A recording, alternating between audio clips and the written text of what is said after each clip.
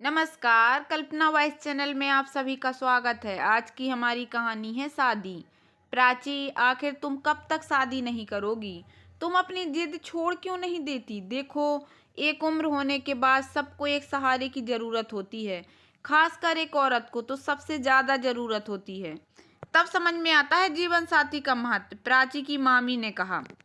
सोफे पर बैठी प्राची की नानी और मामी उसे समझाने की पूरी कोशिश कर रही थी, क्योंकि प्राची शादी करने के लिए तैयार नहीं थी। वो सबको साफ मना कर देती थी शादी के नाम पर, जिस कारण पूरा परिवार बहुत परेशान था।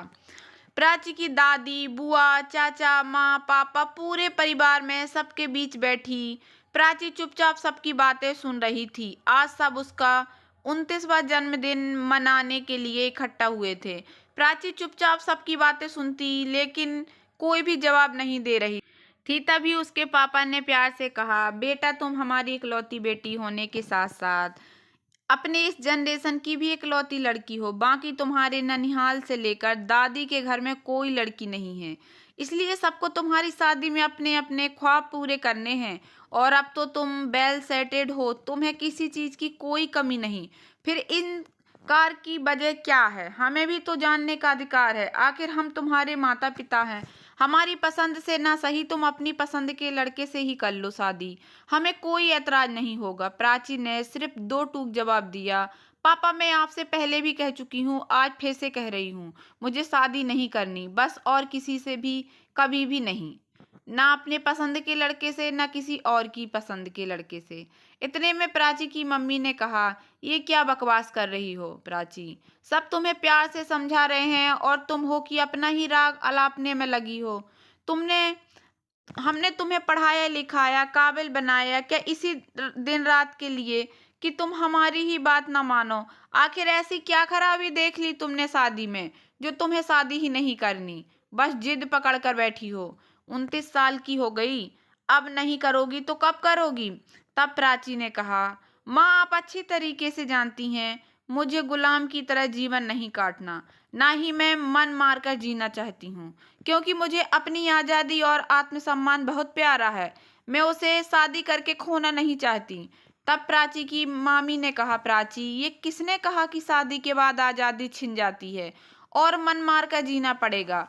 हम सब ने भी तो शादियां की हैं ना, क्या हम सब औरतें गुलाम हैं?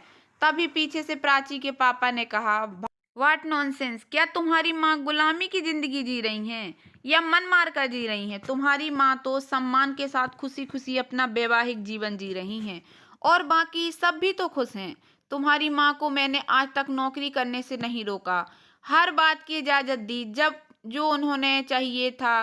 कुछ तो तुम आज के जमाने की आत्मनिर्भर लड़की हो, तुम अपने फैसले खुद ले सकती हो, और तुम्हारे जीवन साथी को भी उसका सम्मान करना होगा, जैसे मैं तुम्हारी माँ का करता हूँ। तभी प्राची के नाना ने कहा, बेटा, हम सब पढ़े लिखे और आत्मनिर्भर हैं, सब खुश हैं अपने जीवन में, फिर तुम्हें किस बात का डर है? मैं तो चाहूंगा कि तुम्हारे पापा की तरह ही समझदार लड़का तुम्हारे जीवन में जीवन साथी बनकर आए, तो तुम भी अपनी माँ की तरह खुश रह सको जीवन भर। अपने पापा और नाना की बात सुनकर प्राची उनकी तरफ एकटक देखने लगी। दरअसल प्राची अपने माता पिता की इकलौती संतान थी। प्राची के माता पिता दोनों ही आत्मनिर्भर थे। माता पिता दोनों नौकरी पर जाते थे, जिस वजह से उन लोगों ने प्राची को 13 वर्ष की होने पर हॉस्टल पढ़ने के लिए भेज दिया। उसके बाद प्राची सिर्फ छुट्टियों में ही घर आती थी, वो भी सभी रिश्तेदार यानी मौसी, चाचा, मामा सब एक ही शहर में आसपास थोड़ी दूरी पर रहने की वजह से कभी किसी के घर तो कभी किसी के घर मिलने जाने में ही उसकी छुट्टियां बीत जाती, क्योंकि सभी उसको बहुत प्यार करते थे। लेकिन प्राची के बचपन की कड़वी यादें, जो उसने कभी किसी के साथ शेयर नहीं की, उसके घाव और डर उसके जेहन में आज भी जिंदा थे। उसके माता पिता के वैवाहिक जीवन की कड़वाहट, जिसे उसके माता पिता के अलावा सिर्फ प्राची जानती थी। इस बात से वो दोनों भी अनजान थे कि जिस बच्ची को वो सोया हुआ ना समझ समझ रहे हैं, उसकी नन्ही आंखें सब कुछ देख सुन रही हैं। वैसे तो प्राची को किसी भी चीज की कमी नहीं थी, ना पैसों की, ना ही महंगे खिलौनों की। किसी चीज की कमी थी तो सिर्फ प्यार की। प्राची के माता पिता के पास उसके लिए बिल्कुल भी समय नहीं होता था, किसी दिन छुट्टी के दिन अगर उसके माता-पिता घर में होते भी थे, तो उस दिन पूरा दिन आपस में लड़ाई करने में ही बीत जाता था। तब प्राची का बाल मन सोचता, इससे अच्छा तो मम्मी पापा घर पर नहीं होते, कम से कम घर में शांति तो होती है। प्राची को आज तक अपने मम्मी पापा के बीच की लड़ाई की वजह का पता नहीं चल पाया था कि यह दोनों एक दूसरे से लड़ते क्यों हैं, या यूं कहें कि उनकी उम्र ही नहीं थी जो उस वजह को खोज या समझ सके। इन सब के बीच प्राची को हॉस्टल भेज दिया गया। उसी दौरान एक बार प्राची बिना बताए अपने मम्मी पापा की शादी की सालगिरह की सरप्राइज पार्टी सेलिब्रेट करने घर बिना बताए आ गई। घर आकर उसने देखा कि उसके पापा उसकी मम्मी को बुरी तरह मार पीट रहे हैं। बिना सोचे समझे हाथ पैर बेल्ट सबका इस्तेमाल एक साथ कर रहे थे, जैसे किसी निर्जीव को मार रहे हों। तब प्राची के पापा उसकी माँ को मार मार थक गए, तब वहां से चले गए। ये सब देखकर प्राची बहुत परेशान हो गई। उसको समझ नहीं आ रहा था कि वो क्या करे। माँ की मदद के लिए पुलिस बुलाए या इसी समय अपने हॉस्टल के लिए रवाना हो जाए। इधर माँ बुरी तरह से दर्द से करार रही हैं। प्राची ने जैसे ही अपनी माँ से पूछा, माँ क्या हुआ? प्राची ने माँ का पीछे से पीठ देखा, जो उसके पापा ने बेल्ट से पीट पीट कर उसके माँ का हाल बुरा कर दिया था।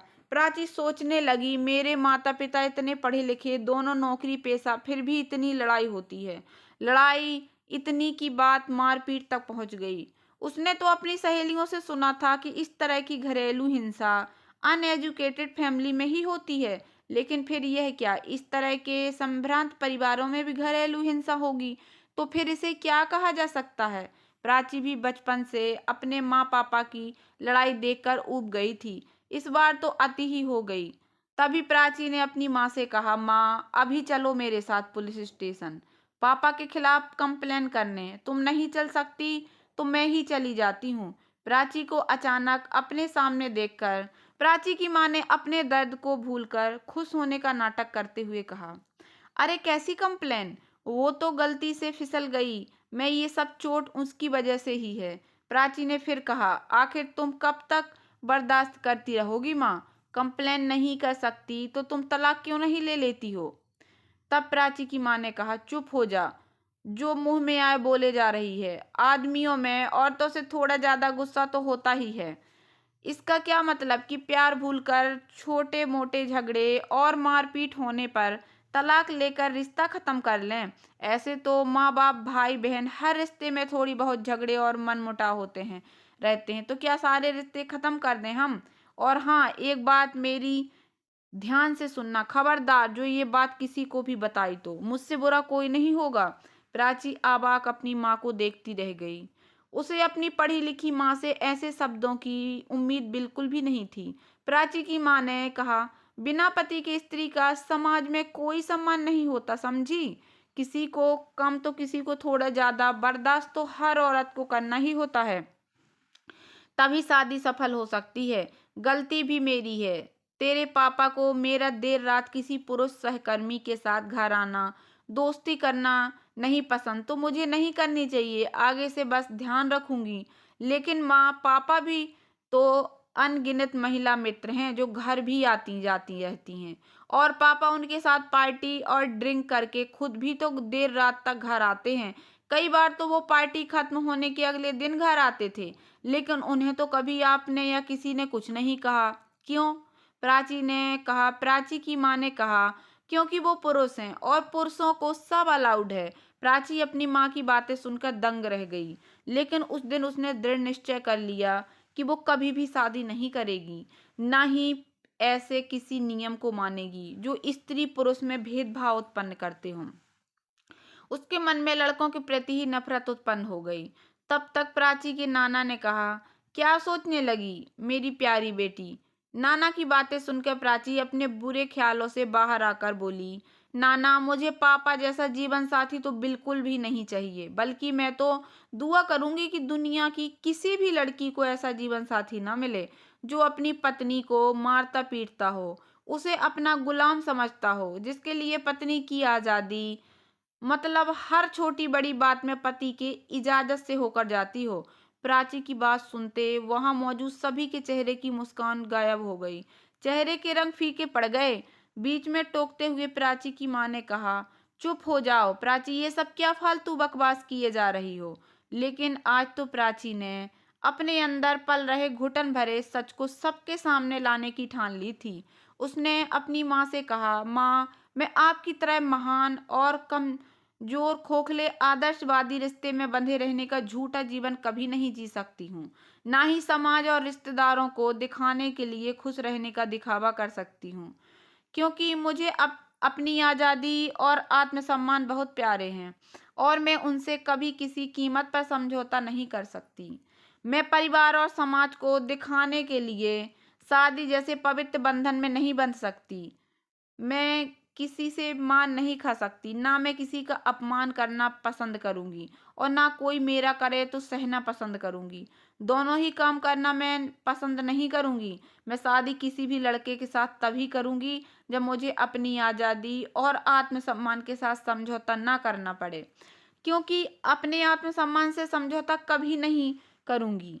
कहकर प्राची वहाँ से उठकर कमरे में चली गई और वहाँ मौजूद लोगों के बीच सन्नाटा सा पसर गया, क्योंकि आज उन लोगों के सामने एक ऐसा सच उजागर हो गया था जिससे सब बरसों से अनजान थे। किसी को कुछ समझ नहीं आ रहा था कि कहे भी तो क्या, क्योंकि जिस इंसान को सब इतना बरसों तक अपना आदर्श मानते रहे, वो लोग उनके असली सच से तो अनजान थे। ना ही प्राची के माता पिता को समझ आ रहा था कि खुद को खुशहाल और आदर्श जीवन साथी के रूप में दिखाने वाले वो दोनों किसी से अब कैसे नजरें मिलाएं, कैसे कहें कि अब तक वो दोनों झूठा दिखावे का जीवन जी रहे थे, लेकिन अब किसी से कहें भी तो क्या कहें। तो दोस्तों, कैसी लगी आप लोगों को मेरी ये छोटी सी कहानी? अगर कहानी पसंद आई हो तो प्लीज़ मेरे वीडियो को लाइक कर देना। चैनल पर नए आए हों तो प्लीज़ सब्सक्राइब कर लेना और ज़्यादा से ज़्यादा शेयर करना। धन्यवाद दोस्तों।